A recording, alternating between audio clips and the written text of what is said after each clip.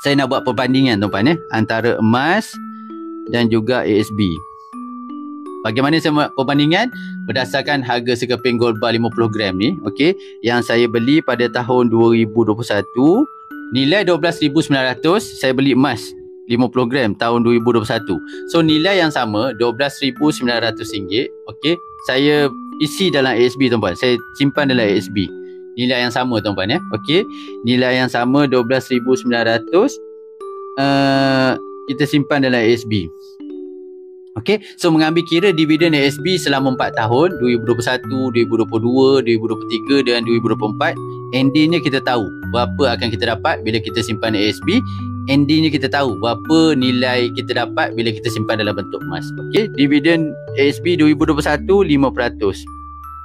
2022 4.6%. 2023 5.25%. Dan 2024 5.75%.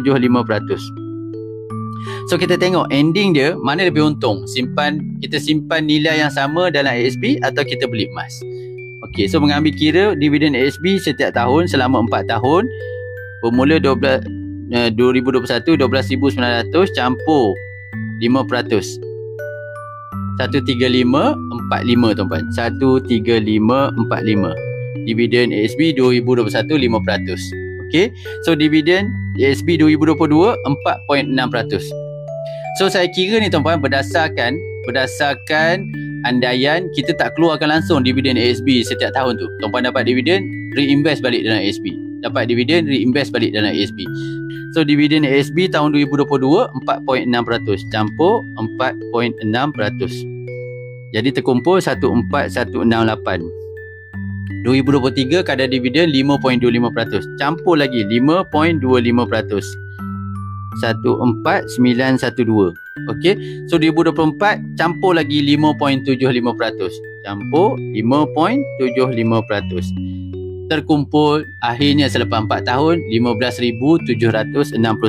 15769. So berapa untung daripada 12,900 kepada 15,769 tolak 12,900. Saya dah untung 2,869 kalau saya simpan dalam ASB 12,900 selama 4 tahun saya dapat untung 2,869. Emas tuan-puan, okey, emas hari ni tuan-puan harganya 23,023. Nampak tak berapa banyak untungnya hasil saya menabung emas sejak tahun 2021 sampai sekarang. Saya dah untung 10k tuan-puan lebih. Okey, 23,023 tolak 12,900. 10123. Inilah keuntungan saya simpan emas berbanding dengan saya untung dalam simpan dalam bentuk tunai dalam ASB. Berapa peratus keuntungan? Bahagi 78% saya untung simpan dalam emas. Berapa saya untung simpan dekat ASB? 2,869 bahagi 12,900. Saya untung 22% saja simpan dalam bentuk tunai dalam ASB. Nampak tak kat situ? Untuk long term sebenarnya lebih menguntungkan kalau kita simpan dalam bentuk emas. Okey.